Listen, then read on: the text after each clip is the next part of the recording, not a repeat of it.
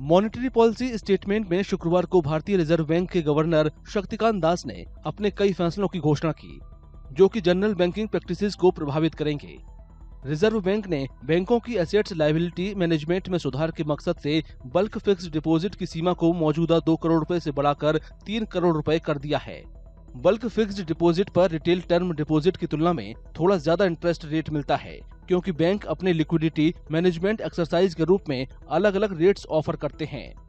अब scheduled commercial bank और small finance बैंकों में 2 करोड़ रुपए तक की single rupee term deposit retail fixed deposit का पार्ट होगी।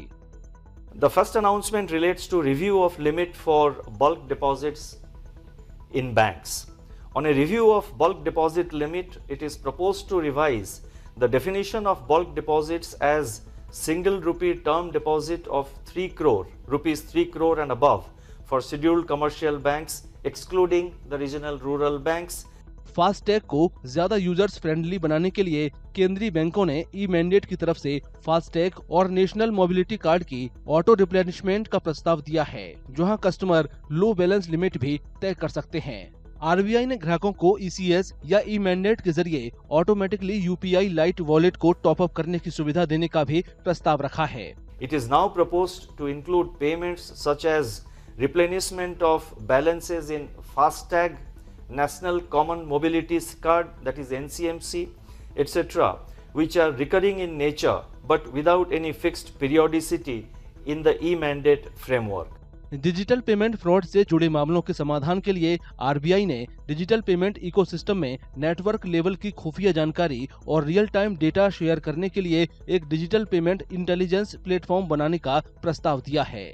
To establish a digital payments intelligence platform for network level intelligence and real time data sharing across the digital payments ecosystem. To take this initiative forward, the Reserve Bank has constituted a committee to examine various aspects of setting up this platform. RBI ने digital payment intelligence platform को बनाने के कई पहलुओं की जांच के लिए एक समिति का गठन किया है। आरबीआई और केंद्र सरकार डिजिटल पेमेंट पर बहुत ज्यादा जोर दे रही है और केंद्रीय बैंक के ये सभी कदम डिजिटल पेमेंट को ज्यादा यूजर्स फ्रेंडली और सुरक्षित बनाने की दिशा में हैं।